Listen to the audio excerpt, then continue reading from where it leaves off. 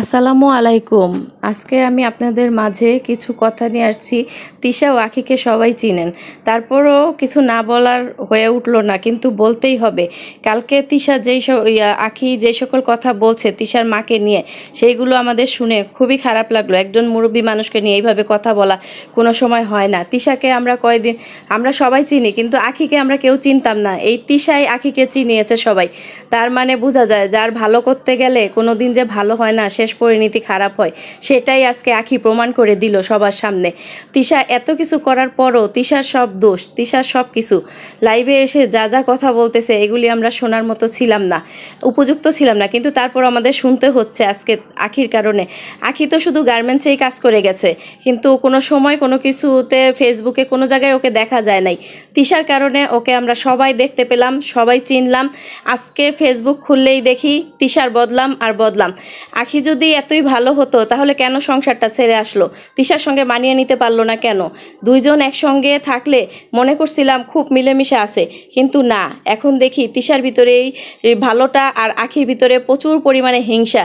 কারণ ওর চেহারাতে, ওর সব কিছুতেই সেই হিংসাটা এখন বাস্তবে পূর্ণাঙ্গ পাইছে। আর আমরা আর কিছুই বলার নেই, কি আর বলবো। তিশাকে নিয়ে অনেক কিছুই বলার আছিল, কিন্তু আখির ভাষাতে এখন আর কিছু আসতেছে না মুখে। কিন্তু আখি, তুমি ভালো হয়ে যাও, কিন্তু তোমার ছেলেটাকে ভবিষ্যতে বাঁচতে দাও। তারপরও তুমি এইসব কথাবার্তি কোনো মুরব্বীদের নিয়ে বলো না। তোমাকে খুব সম্মান করতো, এতদিন তোমার মুখেই শুনছি, কিন্তু এখন তোমার মুখে যেগুলি শুনতেছি সেগুলি আগে কোনো দিনেই কারো মুখ থেকে শোনা যায়নি বা কখনো আসেনি। এর ভিতরে বোঝাই যাইতেছে তুমি যে কিছু বানিয়ে কিছু মিথ্যা কথা সবার কাছে ফেস করতেছো, এটাই আমরা জানতেছি। আখি, আমি তোমার উদ্দেশ্যেই এই ভিডিওটা করা এবং তোমাকে বলা, তুমি যাকে মা ডেকেছো, একদিনের জন্য হলেও মা ডেকেছো, কিন্তু মায়ের নামে কখনো এরকমভাবে বদনাম করা ঠিক না। তোমাদের মতো মেয়েরা হয়তো মা ডাকতেও সময় লাগে না, মাকে অপমান করতেও সময় লাগে না, কিন্তু উনিও তোমাকে মেয়ের মতো সম্মান করতো, তুমি ওনাকে মায়ের মতো সম্মান করতা। এখন কেন এর বিষয়ে এত কথা বলতেছো? এগুলি তো বলা ঠিক না।